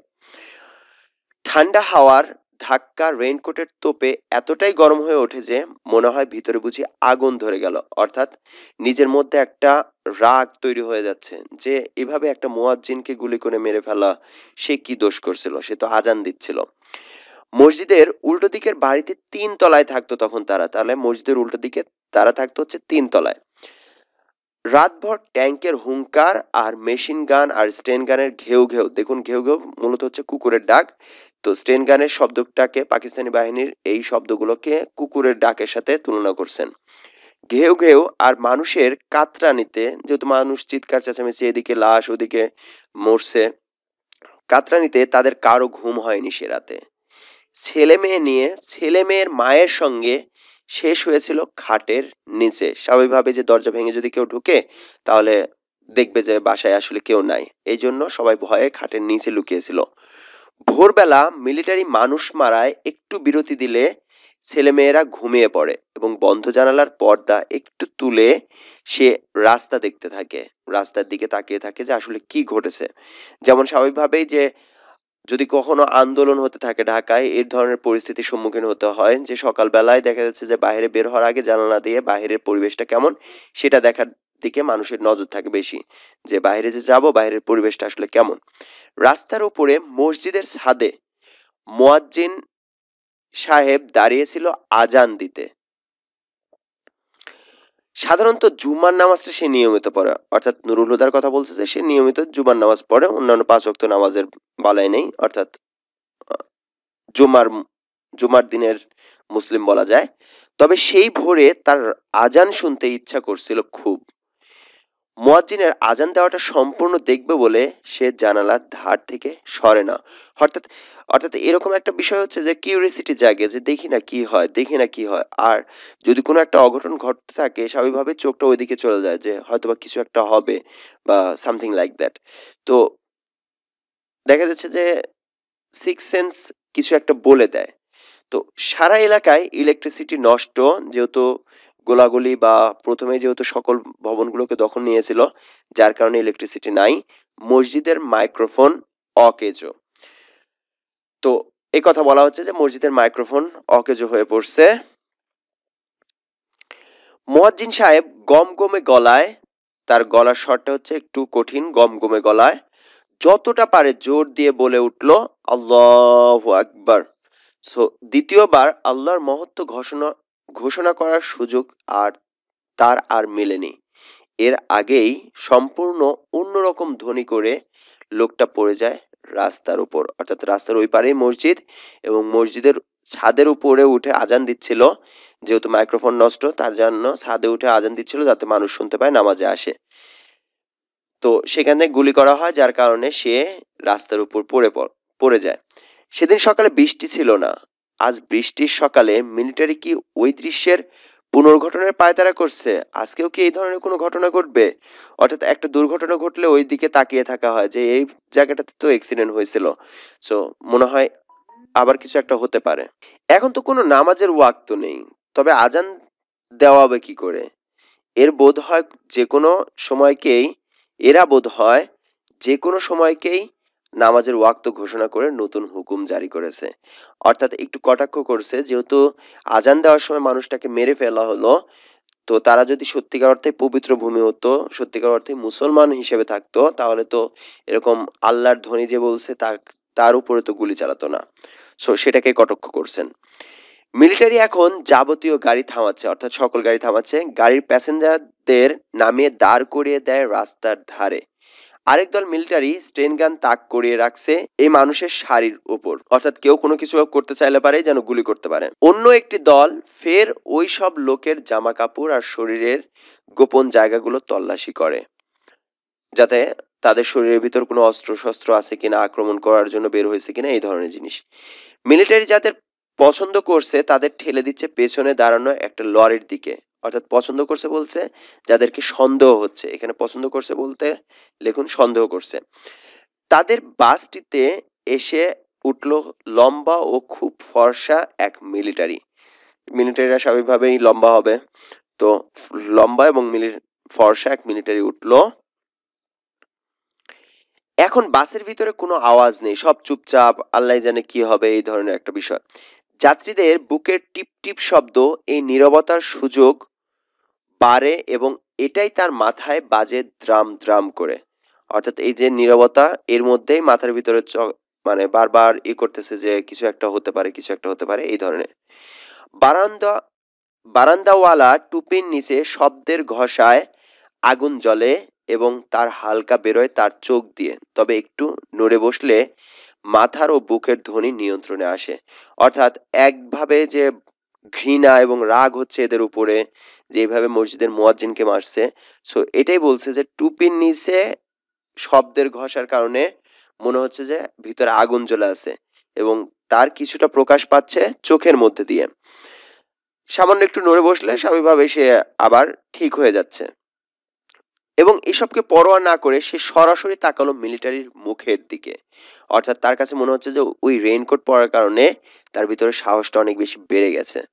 সেও তার চোখের ভোঁতা কিন্তু গরম চাউনিটাকে স্থির করে আলগোছে বিছিয়ে দেয় মিলিটারির খাড়া নাকে, সুচালু চোখে, গোফের নিচে ও নাক, গোফ ও চোখের আশেপাশে এবং নিচের লালচে চামড়ার উপর। অর্থাৎ চোখটা একটু রাগান্বিত অবস্থাতে ওই সেনাবাহিনীর মিলিটারির মুখের দিকে তাকিয়ে আছে। এতে কাজ হলো, মিলিটারির চোখে চোখ সরে মিলিটারির চোখাচোখ সরে যায় তার মুখ থেকে, নেমে পড়ে তার রেইনকোটের উপর। মনে হয় রেইনকোটের পানির ফোঁটাগুলো লোকটা গুনে গুনে দেখছে। অর্থাৎ চোখ থেকে নামিয়ে রেইনকোটের উপর তাকিয়ে আছে, মনে হচ্ছে যে রেইনকোটের যে পানি পড়তেছে এটা গুনে গুনে দেখতেছে। ভেতরের তাপে এইসব পানির ফোঁটা দেখে মিলিটারির এত থ মেরে যাবার কি হলো? লোকটা কি এগুলোতে রক্তের চিহ্ন দেখে, যে আমার শরীর দিয়ে রক্ত পড়ছে এরকম চিহ্ন দেখতেছে? রেইনকোটের বৃষ্টির ফোঁটা গোনাগুনতি সেরে মিলিটারি হঠাৎ বলে, আগে বাড়ো। বাস হঠাৎ স্টার্ট দিয়ে কয়েক পা লাফিয়ে আগে বাড়ে এবং যাত্রীদের স্বস্তি নিঃশ্বাসের ধাক্কায় অতিরিক্ত বেগে ছুটে পার হয়ে যায় ঢাকা কলেজের গেট। কয়েকটা স্থান বলা আছে, ঢাকা কলেজের সামনের অংশটাকে বলা হচ্ছে ঢাকা কলেজের গেট। নিউ মার্কেটের সামনে এসে পড়লে সে উঠে দাঁড়ায় এবং হুকুম করে, রাখেন, নামবো। অর্থাৎ হতে পারে ঢাকা কলেজ ছেড়ে চলে গেছে, তার মানে বলতে পারি যে ইডেন কলেজের ওই দিকটাতে। বাস একটু স্লো হলে তার রেইনকোটের জমানো পানি গড়িয়ে পড়তে দিয়ে অপরাধী মুক্ত বাস থেকে, যেহেতু এর আগেই সবাইকে মনে করছে যে এ আসলে চোর, এ পকেটমার, সব নেমে গেছে, তো তার মানে বাসে অপরাধী মুক্ত আছে। অপরাধী মুক্ত বাস থেকে নামতে নামতে সহযাত্রীদের দিকে তাকিয়ে সে ঠোঁট বাঁকায়। এতে তার সামনের সারির দাঁতও বেরিয়ে পড়ে। অর্থাৎ একটু মুচকি হাসি দিতে গিয়ে সামনের সারির দাঁত বেরিয়ে পড়ছে। অর্থাৎ একটু দাঁত খুলে একটু হাসি। যারা দেখেছে তারা তার সেই ভঙ্গিটিকে ঠিক হাসি বলে শনাক্ত করতে পেরেছিল বলে তার ধারণা হয়। মনে হয় যে আমি একটু হাসছি, অর্থাৎ সে নিজেই হেসে দিছে। প্রিন্সিপালের কামরায় প্রিন্সিপালের সিংহাসন মার্কা চেয়ারে বসে রয়েছে জাদ্রেল টাইপের, অর্থাৎ খুব ভয়ানক দেখতে টাইপের এক মিলিটারি পান্ডা। অর্থাৎ বিশাল দেহ আকৃতির, মনে হয় যে পান্ডার মতো। তার ভারিক্কি মুখ, অর্থাৎ গম্ভীর মুখ থেকে অনুমান করা যায় পান্ডাটি কর্নেল কিংবা মেজর জেনারেল, অথবা মেজর বা ব্রিগেডিয়ার। তাকে দেখে প্রিন্সিপালের কালো মুখ বেগুনি হয়। সো এখানে রঙের কথা বলা আছে, এর আগে লাল বলা ছিল, এখানে কালো এবং বেগুনি তিনটে রঙের কথা বলা আছে। Doctor Afaz Ahmed, MSc, PhD, EPS, ES, এগুলো হচ্ছে ডক্টর আফাজ আহমেদের degree. So MSc, PhD, EPS, ES হওয়ার চেষ্টা করতে করতে স্যার বলে, হি ইজ প্রফেসর হুদা। অর্থাৎ সে তার এতক্ষণ ধরে দেখা যাচ্ছে যে একেবারে কোনো বিড়ালের মতন দাঁড়ায় আছে। সে নিজেকে একটু জাহির করার জন্য, যেহেতু সে প্রিন্সিপাল, তো এই জন্য সে বলে ওঠে যে হি ইজ প্রফেসর হুদা। কিন্তু doctor Afaz Ahmad MSc, PhD নিজে ভুল সংশোধন না করে পারে না। Sorry, he is not a professor, a lecturer in chemistry. Basically lecturer এবং প্রফেসরের মধ্যে একটা পার্থক্য আছে, সেটা হচ্ছে লেকচারার সাধারণত যখন কলেজে বা ভার্সিটিতে পড়ানোর জন্য ঢুকে তাকে বলা হয় লেকচারার। আর এই সময়ের মধ্যে তিনি বিভিন্ন আর্টিকেল লেখা এবং গবেষণায় অংশগ্রহণ করে হয় হচ্ছে অ্যাসিস্ট্যান্ট প্রফেসর, তারপরে হয় অ্যাসোসিয়েট প্রফেসর এবং লাস্ট স্টেপে গিয়ে সে হয়ে যায় সাধারণত প্রফেসর। সো তার মানে নুরুল হুদা আসলে প্রফেসর না, তিনি just lecturer. So lecturer in chemistry. তো নুরুল হুদার পরিচয়টা পাওয়া গেল, তিনি রসায়নের লেকচারার। শাট আপ, অর্থাৎ এই কথাটা বলতেছে কে? সেই জাদ্রেল টাইপের মিলিটারি পান্ডা। এবার প্রিন্সিপাল থামে। তাকে এবং আব্দুল সাত্তার মৃধাকে, মিলিটারি আব্দুল সাত্তার মৃধা জিওগ্রাফির অর্থাৎ ভূগোলের লেকচারার, সো ভূগোলের প্রফেসর বলা আছে।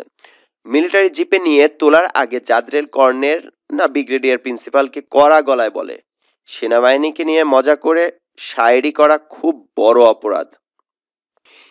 এখানে শায়েরি বলতে মূলত হচ্ছে ছন্দ কবিতা বোঝাচ্ছে। সো এমন কোনো বাক্য যে ব্যঙ্গাত্মক যে কবিতাগুলো সেটাকে বোঝাচ্ছে শায়েরি। এখানে ব্যঙ্গাত্মক বোঝাচ্ছে, ব্যঙ্গাত্মক কবিতা, অর্থাৎ কাউকে তাচ্ছিল্য করে কোনো কবিতা লেখাটাকে বলা হচ্ছে এখানে শায়েরি। শায়েরি মূলত যে কোনো কবিতাকে বলা হয় শায়েরি, ছোট ছন্দ তৈরি করা, সেটা হচ্ছে শায়েরি। কেননা এখানে বিষয়টা হচ্ছে যে উর্দুর প্রফেসর যিনি আছেন আকবর সাজিদ, তার মাধ্যমে প্রিন্সিপাল সাহেব করছেন কি পাকিস্তানি সেনাবাহিনীকে নিয়ে কবিতা লিখছেন, কিন্তু সেটা আসলে ব্যঙ্গাত্মক হয়ে গেছে, এই ধরনের একটা বিষয়। করা খুব বড় অপরাধ। এবার তাকে ছেড়ে দেওয়া হলো, তবে করা ওয়াসে রাখা হবে, অর্থাৎ করা নজরে রাখা হবে তাকে। উর্দুর প্রফেসর আকবর সাজিদের দোহাই পেরে প্রিন্সিপালের সুবিধা হয় না যে আকবর সাজিদের মাধ্যমে আমি উর্দুটা শিখছি বা এইভাবে লিখছি। নুরুল উদ্বিগ্ন হয়, সাজিদ সাহেব যদি পালিয়ে না থাকে তো তার কপালে যে কি আছে তা জানে এক আল্লাহ, আর জানে এই মিলিটারি। তার মানে সে বলে দিছে যে সাজিদ সাহেব এই সেন্টেন্সগুলো বা শব্দগুলো বলে দিছে, যার কারণে সে লিখেছেন। তাদের দুজনের চোখ বেঁধে দেওয়া হয়েছিল, জিপ চলছিল একে বেঁকে। মস্ত উঁচু একটা ঘরে তাদের এনে ফেলা হলো। চোখ খুলে দিলে সে আব্দুস সাত্তার মৃধাকে দেখতে পায় না, জায়গাটাও একেবারে অচেনা। একটা ডেক চেয়ারে, অর্থাৎ কাঠের যে চেয়ারগুলো আছে সেই চেয়ারের মতো, ডেক চেয়ারে সে যে কতক্ষণ বসে থাকলো তার কোনো হিসাব নেই। তার সামনে একটা চেয়ারে এসে বসলো এক মিলিটারি, তাকে ইংরেজিতে নানান প্রশ্ন করলো, সে জবাব দেয়। লোকটা চলে গেলে তাকে অন্য ঘরে নিয়ে ফের অন্য একটা লোক এসে তাকে প্রশ্ন করে এবং সে জবাব দেয়। প্রশ্নগুলো প্রায় একই রকম। এটা হচ্ছে সাইকোলজিক্যালি একটা টেস্ট বলা হয়ে থাকে, যে আপনাকে যখন প্রশ্ন করবে আপনি যদি মিথ্যা বলে থাকেন তাহলে স্বাভাবিকভাবে 2 জন বা 3 জনের কাছে বলতে গেলে পারে এর ভিতরে কোনো কিছু শব্দ চয়নে বা কোনো কিছুতে ঘটকা লাগিয়ে ফেলবেন, সো খটকা লাগাবেন। তো ওই ধরনের একটা যে যাতে করে বুঝতে পারে যে আসলে সে কতটুকু সত্য বলছে, এবং তার উত্তরেরও হেরফের হয় না, অর্থাৎ আগের বার যে উত্তর দিছে পরের বারও সেই ধরনেরই উত্তর দিছে। যেমন কিছুদিন আগে তার কলেজে কয়েকটা লোহার আলমারি কেনা হয়েছে, ওগুলো বয়ে নিয়ে এসেছিল কারা? সে জবাব দেয়, ঠিক অফিসের জন্য 3টি। এখানে খুব গুরুত্বপূর্ণ অবজেক্টিভ আছে যে অফিসের জন্য 3টি আলমারি কেনা হয়, বোটানি বা উদ্ভিদ বিজ্ঞানের জন্য, ইতিহাসের জন্য হিস্ট্রি বা ইতিহাস, এবং জিওগ্রাফি বা ভূগোলের জন্য ডিপার্টমেন্টের জন্য 2টো করে। তার মানে বোটানিতে আছে 2টা, হিস্ট্রিতে আছে 2টা, জিওগ্রাফিতে 2টা, 6টা আর 3টা 9টা, এবং ইংরেজির জন্য 1টা। সর্বমোট কেনা হয়েছে 10টা আলমারি, কলেজে নিয়ে আসা হয়েছে। এত কথা বলার দরকার নাই তার, ওই আলমারিগুলো নিয়ে আসা হয় কয়েকটা ঠেলাগাড়ি করে। ঠেলাগাড়িওয়ালাদের তো সে ভালো করেই চেনে। নুরুল হুদা জবাব দেয়, তাদের সে চিনবে কোত্থেকে? তারা হলো কুলি, সে একজন লেকচারার, শিক্ষাগত যোগ্যতা আমার আছে অনেক বেশি, আমার সাথে কি তাদের যায় নাকি, এই ধরনের একটা বিষয়, যে তারা তো শ্রমিক, তাদেরকে আমি কিভাবে চিনবো? তাহলে সে তাদের সঙ্গে এত কথা বলছিল কেন? তার মানে সে জিনিসটা কেউ একজন লক্ষ্য করছে যে সে কুলিদের সাথে কথা বলছিল। প্রিন্সিপালের আদেশে সে আলমারিগুলোর স্টিলের পাতের ঘনত্ব, দেরাজের সংখ্যা বা ড্রয়ারের সংখ্যা, কয়টা ড্রয়ার থাকবে সেটা, ও আকার, তালাচাবির মান, রঙের মান প্রভৃতি পরীক্ষা করে দেখছিল, তার দায়িত্ব ছিল। উত্তরটা এই ধরনের আসে যে আসলে আমি তো কিছু জানি না, আমার দায়িত্ব ছিল এগুলো দেখার এবং রক্ষণাবেক্ষণ করার, সো আমি ওগুলো গুনে গুনে দেখছিলাম যে সবকিছু ঠিক আছে কিনা। মিলিটারি শান্ত গলায় তথ্য সরবরাহ করার ভঙ্গিতে বলে, মিসক্রিয়েন্টরা কলেজে ঢুকেছিল কুলির বেশে। এটা তার চেয়ে আর ভালো জানে কে? তারা আজ ধরা পড়ে নুরুল হুদার নাম বলেছে, তাদের সঙ্গে তার যোগাযোগ নিয়মিত, সে গ্যাংয়ের একজন সক্রিয় সদস্য। এই যে শব্দটা আসলো, অর্থাৎ নুরুল হুদা আসলে যে গেরিলা বাহিনী আছে সেই গেরিলা বাহিনীর সক্রিয় সদস্য। আমার নাম? সত্যি বলেছে? আমার নাম বলেছে? নুরুল হুদার হঠাৎ চিৎকারে মিলিটারি বিরক্ত হয় না, বরং উৎসাহ পায়। উৎসাহ পায় এই জন্য যে উৎসাহিত মিলিটারি ফের বলে কুরিরা ছিল ছদ্মবেশী, মিসক্রিয়েন্ট। তারা ছিল আসলে দুর্বৃত্ত, ছদ্মবেশী দুর্বৃত্ত। তারা কলেজের টিচারদের মধ্যে নুরুল হুদার নামই বলেছে, তারা শুধুমাত্র নুরুল হুদার নাম বলছে। নুরুল হুদা অবাক হয়ে তাকিয়ে থাকে। তারা কি তাকে চেনে? কেমিস্ট্রি ডিপার্টমেন্ট আলমারি সাজিয়ে রাখার সময় কেমিস্ট্রি ডিপার্টমেন্টে আলমারি সাজিয়ে রাখার সময় এক কুলি দাঁড়িয়েছিল তার গা ঘেঁষে। তখন তো ঘোরতর বর্ষাকাল, ঢাকায় এবার বৃষ্টিও হয়েছে খুব। রাত দিন এই বৃষ্টি নিয়ে সে কি যেন বলছিল, তাতে কুলিটা বিড়বিড় করে ওঠে, বর্ষাকালেই তো জুত। এই যে বর্ষাকালেই তো জুত, এটার অর্থটা কি দেখুন। মূলত বৃষ্টির দিনে গোলা বারুদ সেভাবে কাজ করে না, যে বোমা মারবে সেটা বৃষ্টির পানিতে স্বাভাবিকভাবে আগের মতন করে ফুটবে না। সো আর যারা মুক্তিবাহিনী আছে তারা তো খাল বিল নদী নালার মধ্যে দিয়ে যুদ্ধ করতে পারবে। ঠিক একইভাবে বৃষ্টির শব্দের মধ্যে গেরিলা আক্রমণ করা যাবে, তারা শব্দগুলো শুনতে পাবে না। এই জন্য বর্ষাকালে যুদ্ধ করার জুত আছে, মানে বর্ষাকালে যুদ্ধের আসল সময়, মানে তাদের জন্য, মুক্তিবাহিনীর জন্য। কথাটা দুবার বলেছিল। এর মানে কি? স্টাফ রুমে কে একজন একদিন না দুদিন ফিসফিস করছিল, বাংলার বর্ষা তো শালারা জানে না, রাশিয়ায় ছিল জেনারেল উইন্টার, আমাদের জেনারেল মনসুন। অর্থাৎ এই লাইনটার অর্থ হচ্ছে যে যখন হিটলার বাহিনী রাশিয়ার দিকে অগ্রসর হয় তখন রাশিয়ার প্রবল শীতে হিটলারের বাহিনীটা নাকাল হয়ে পড়ে, অর্থাৎ তারা আর যুদ্ধ করতে পারে না এবং সেখান থেকে ফিরে আসতে হয়। সো এই জন্য রাশিয়ায় গিয়ে হিটলার বাহিনী কোনো কাজটা সহজে করতে পারেনি। আর আমাদের যেহেতু জেনারেল মনসুন, অর্থাৎ আমাদের যেহেতু স্বাভাবিক বর্ষাকাল, সো এই সময়টাতে আমরা নিশ্চিতভাবে ওই ধরনের অ্যাডভান্টেজটা পাবো। ওই ছদ্মবেশী ছেলেটা কি এই কথাই বুঝিয়েছিল? তার উপর তাদের এত আস্থা! উৎসাহে নুরুল হুদা এদিক ওদিক তাকায়। তার মৌনতা, যেহেতু চুপ আছে, মৌনতা মিলিটারিকে আরেকটু নিশ্চিত করে। আমরা একটা কথা বলে থাকি যে মৌনতা সম্মতির লক্ষণ, তার মানে সম্মতি পেয়ে গেছে যে সে আসলে জড়িত। কতক্ষণ পর সে বুঝতে পারে না। মিলিটারি তাকে ফের একই প্রশ্ন করে জবাব না পেয়ে প্রবল বেগে দুটো ঘুষি লাগায়, অবজেক্টিভের জন্য দুটো ঘুষি লাগায় তার মুখে।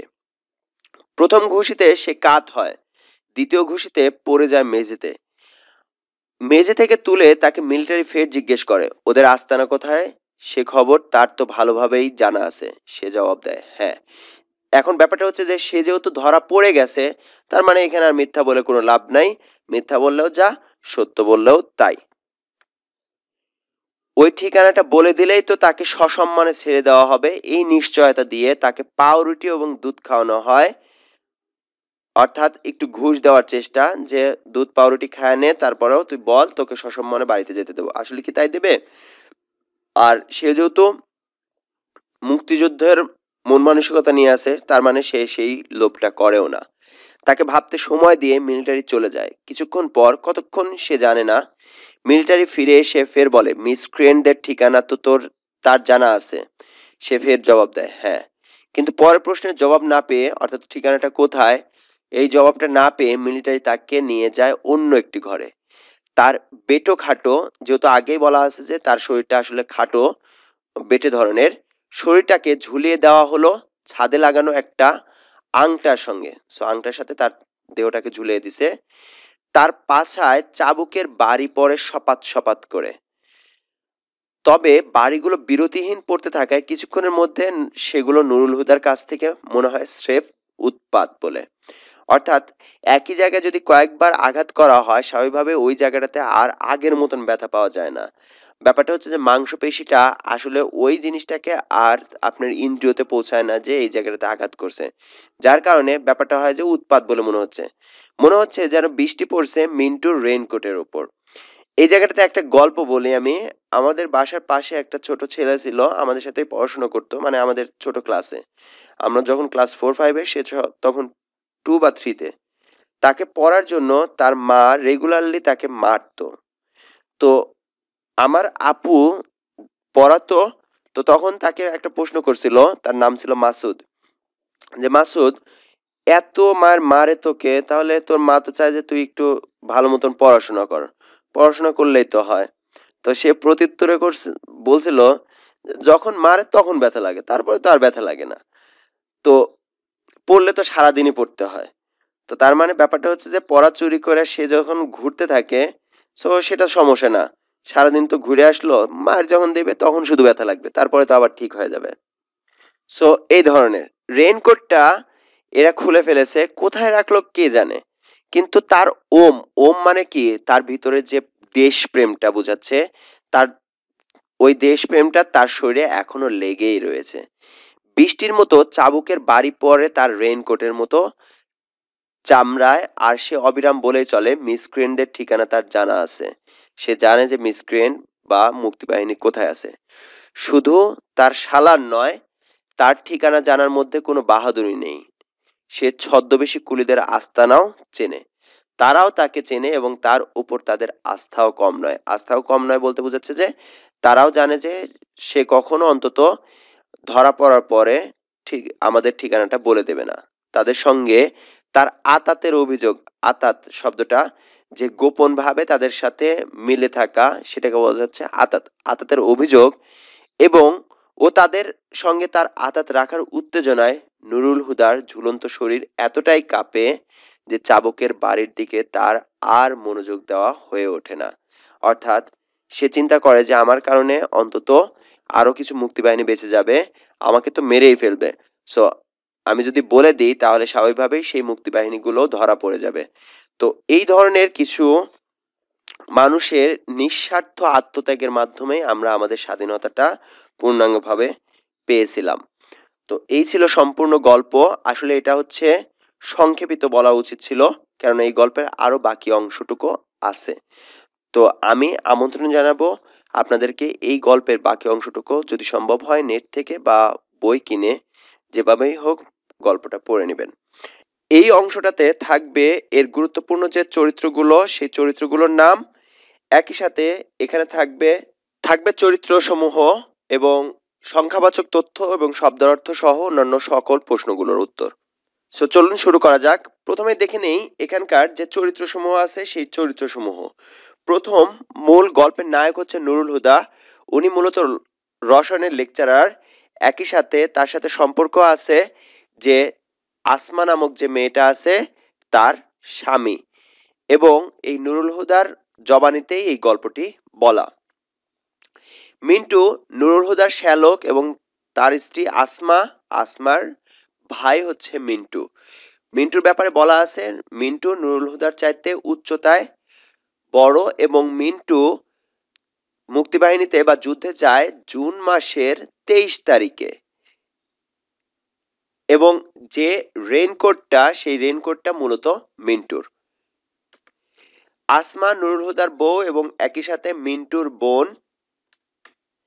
ইসহাক মিয়া যিনি হচ্ছেন পিয়ন এবং একই সাথে রাজাকারের ভূমিকাটা পালন করছেন সেই ইসহাক মিয়া, তিনি সেই এপ্রিল মাস থেকে, যেহেতু মার্চে পাকিস্তানিরা আক্রমণ করেছে, এপ্রিল মাস থেকে সে বাংলা বলা ছেড়ে দিয়েছে,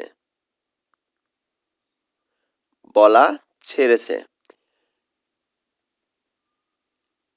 এরপর আসে আকবর সাজিদ, যিনি হচ্ছেন উর্দুর লেকচারার এবং তিনি পাকিস্তানি সেনাবাহিনীকে কটাক্ষ করে শায়েরি লিখিয়েছেন প্রিন্সিপালকে দিয়ে, এই ধরনের একটা কথা বলা আছে। সো আকবর সাজিদ শায়েরি লেখার সাথে জড়িত।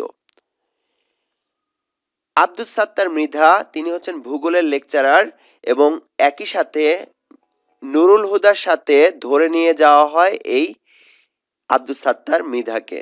নুরুল হুদার সাথে একই সাথে চোখ বেঁধে নিয়ে যাওয়া হয় আব্দুস সাত্তার মৃধা, যিনি হচ্ছেন ভূগোলের লেকচারার না, মূলত হচ্ছে তিনি প্রফেসর। ডক্টর আফাজ আহমদ, তিনি হচ্ছেন কলেজের প্রিন্সিপাল, তার অনেকগুলো ডিগ্রির কথা বলা আছে, পিএইচডি, এমএসসি। সো এই ডিগ্রিগুলো মনে রাখবেন, এবং ইনি হচ্ছেন রাজাকার এর প্রতিনিধি, হচ্ছেন এই গল্পটার জন্য রাজাকারের প্রতিনিধি বা রাজাকার বলা যেতে পারে, রাজাকারের প্রতিনিধিত্ব করছেন এই গল্পে।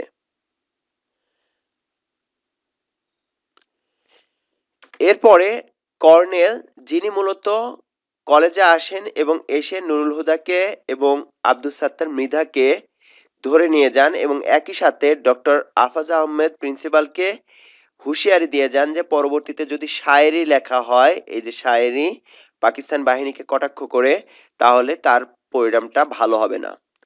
দোকানদার, যে দোকানদারটা দেখলেই নুরুল হুদার সাথে কথা বলতে চেত এবং সেই দোকানদারটা সেই উত্তর দিকেই তাকিয়েছিল। যাত্রী, অনেকগুলো যাত্রীর কথা আসছে। প্রথম বেলাতে নেমে পড়ে হচ্ছে 2 জন, তার পরেতে নেমে পড়ে 3 জন, এরপরে উঠে 9 জন, তারপরে নেমে পড়ে 3 জন, তারপরে নেমে পড়ে 1 জন।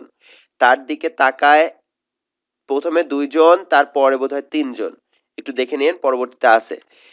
ওয়ার্কশপের মালিক, যিনি ওই বাসার নিচতলাতে ছিল এবং সে তার নিজের ছোট ভাইয়ের কথা বলে যে ছোট ভাইকে গ্রামে পাঠিয়ে দিয়েছি। তখন সে ভয় পায় যে নুরুল হুদা যদি আবার আমার শ্যালকের কথা জিজ্ঞাসা করে। পাশের বাসার ভাবি, যিনি কিনা জুনের 23 তারিখে মিন্টু চলে যাওয়ার পরে পাশের বাসার ভাবি বলেছিল যে ভাবি কই আপনার ভাইকে তো দেখছি না। এবং কুলি, যারা ছদ্মবেশে কলেজে এসে এই সেনাবাহিনীর বা মিলিটারিদের যে আস্তানার পাশে ডক্টর আফাজ আহমেদের রুম, সেখানে গ্রেনেড ফেলে এবং এনাদের মধ্যে একজনের কথোপকথন ছিল যে বর্ষাকালই হচ্ছে যুদ্ধ। এরপর আসি সংখ্যাবাচক কিছু তথ্য আছে, জেনে নিতে হবে। রেইনকোট গল্পে বৃষ্টি হচ্ছিল 3 দিন ধরে, প্রথমে বলা আছে। মুক্তিযুদ্ধের সময় নুরুল হুদা বাসা পরিবর্তন করেছে মোট 4 বার। নুরুল হুদার মেয়ের বয়স 2.5 বছর, নুরুল হুদার ছেলের বয়স হচ্ছে 5 বছর। নুরুল হুদার মেয়ের একটা উক্তি আছে যে বাবা মামা হয়েছে, অর্থাৎ বাবা মামার মতন দেখতে হয়েছে, সেটা বোঝায় যে বাবা মামা হয়েছে এরকম। নুরুল হুদার ছেলের বয়স 5 বছর, তার একটা উক্তি আছে যে হ্যাঁ বাবাকে মামার মতো লাগছে। বাসে ওঠার সময় যাত্রী নেমেছিল 2 জন, দ্বিতীয়বার নেমে যায় হচ্ছে 3 জন। আসাদ গেট থেকে প্যাসেঞ্জার উঠেছিল গুনে গুনে মোট 9 জন। আসাদ গেট থেকে নেমে যায়, তাকে দেখেই নেমে যায় ওই 9 জনের মধ্যে থেকে 4 জন। প্রথমে নামে 3 জন, পরে নামে 1 জন। রেইনকোট গল্পে দরজার সিট কিনেছিল 2টি, সাথে ছিল একটা খিল আর ছিল হচ্ছে একটা ডাসা। জিপ উড়িয়ে খান সেনা খতম হয়েছিল 5 জনের কথা বলা আছে। ছেলেদের গুলিতে মিলিটারি লাশ পড়েছিল 7টার কথা বলা আছে। ফোমে আওয়াজ হয়, লেখকের দিকে তাকায় 3 জন যাত্রী। মিন্টু যুদ্ধে যায় জুনের 23 তারিখে। নুরুল হুদা চতুর্থবার যে বাসা পরিবর্তন করেছে সেটা 1 জুলাই। সংখ্যাবাচক আরো কিছু তথ্য আছে। ইংরেজি ডিপার্টমেন্টের জন্য আলমারি কেনা হয় 1টা, অফিসের জন্য আলমারি কেনা হয়েছিল 3টি, মগবাজারে ফ্ল্যাট ছিল 2 কামরার। মিলিটারি নুরুল হুদাকে ঘুষি মারে 2টি, প্রথম ঘুষিতে কাত হয়ে যায়, দ্বিতীয় ঘুষিতে মাটিতে লুটিয়ে পড়ে। ফুটফাট বন্ধ, অর্থাৎ বন্দুকের বন্ধ আছে হচ্ছে মোট 3 দিন ধরে। মসজিদের বিপরীতে যে তলায় থাকতেন নুরুল হুদা, সেটা ছিল 3য় তলায়। সর্বমোট আলমারি কেনা হয়েছিল 10টি, ভাগ ছিল এরকম: জিওগ্রাফি, বোটানি, হিস্ট্রি ডিপার্টমেন্টের জন্য কেনা হয় 2টা করে, সো 3 দুগুণে 6, অফিসের 3 আর ইংরেজি ডিপার্টমেন্টের 1, মোট 10। আরো কিছু সংখ্যাবাচক তথ্য জেনে নেব, এগুলো হচ্ছে বিশেষভাবে প্রয়োজনীয়। সেগুলোর মধ্যে হচ্ছে ডিপার্টমেন্টের কথা বলা আছে মোট 6টি। রসায়নের জন্য আছেন হচ্ছে নুরুল হুদার কথা বলা আছে, তিনি রসায়নের লেকচারার, সো নুরুল হুদা রসায়ন। বোটানি, যেটার কথা বলা আছে 2টা আলমারি কেনা হয়। হিস্ট্রি, যেখানে 2টি আলমারি কেনা হয়। ইংরেজি ডিপার্টমেন্ট, যার জন্য 1টি আলমারি কেনা হয়। উর্দুর কথা বলা আছে, আকবর সাজিদের নাম আসছে এখানে। আর ভূগোলের কথা বলা আছে যে ভূগোলের প্রফেসরকে ধরে নিয়ে যাওয়া হয় মৃধাকে, তিনি হচ্ছেন ভূগোলের প্রফেসর। রেইনকোট গল্পে দিনের নাম আছে মোট 5টি, মনে রাখবেন শুধুমাত্র রবি ও সোম উল্লেখ নেই। রবি ও সোম এই দুইটা দিন উল্লেখ নেই, বাদ বাকি মঙ্গল থেকে শনিবার পর্যন্ত সবগুলো দিনের নাম এখানে উল্লেখ আছে। রেইনকোট গল্পে মাসের নাম আছে মোট 3টি। এপ্রিল মাস, এপ্রিল মাসের ক্ষেত্রে বলা আছে যে এপ্রিল থেকে ইসহাক মিয়া বাংলা বলা ছেড়ে দিয়েছে। জুনের 23 তারিখে যুদ্ধে যায় মিন্টু। জুলাইয়ের 1 তারিখে তারা বাসা পরিবর্তন করে। ঋতুর নাম আছে মোট 4টি। বর্ষার নাম আছে হেমন্ত, বর্ষায় জুত বলা আছে, হেমন্তের শীত শীত ভাব বলা আছে, শীত বলা আছে, এবং শরৎ। যদিও হেমন্তের ওখানেই বলা আছে শীত শীত ভাব, এই শব্দটা আছে, শীতকাল সরাসরি বলা নাই, বাট আর একটা শব্দ আছে উইন্টার। সো রাশিয়ায় ছিল উইন্টার, সো ওখানে বলা আছে। রঙের কথা বলা হয়েছে মোট 3টি, কালো, লাল, বেগুনি। সেনাবাহিনীর র্যাঙ্কের কথা বলা আছে মোট 6টি। Colonel, lieutenant colonel, captain, major general, brigadier এবং মেজর, এই 6টা র্যাঙ্কের কথা বলা আছে এই গল্পে। রেইনকোট গল্পে মিলিটারি গোষ্ঠীর নাম আছে মোট 5টি। Punjab artillery, Baloch regiment, commando force, paramilitary এবং মিলিটারি পুলিশ, এই 5টা গোষ্ঠীর নাম বলা আছে। স্থানের নাম উল্লেখ আছে মিরপুর, মগবাজার, আসাদগেট, ঢাকা কলেজ, এখানে স্থান বোঝাতে বোঝানো হয়েছে ঢাকা কলেজ এবং নিউ মার্কেট। দিকের কথা বলা আছে 2টি, উত্তর এবং পূর্ব দিক। উত্তর দিকে পূর্ব দিকে থেকে আসে, উত্তর দিকে তাকিয়ে থাকে। তারিখ উল্লেখ আছে 2টি, 23 জুন এবং 1 জুলাই। জেলার নাম আছে 2টি, দিনাজপুর এবং রংপুর। বলা আছে যে তার অর্ধেক অঞ্চল স্বাধীন হয়ে গেছে। বিভিন্ন ভাষার যে শব্দগুলো এখানে এই গল্পে উল্লেখ করা হয়েছে সেগুলো একটু দেখে নিই। ফার্সি ভাষার আছে পর্দা, বাগান, খানসামা এবং হরদম, এই 4টা শব্দ হচ্ছে ফার্সি। পর্তুগিজ ভাষার শব্দ আছে আলমারি, পাউরুটি এবং জানালা।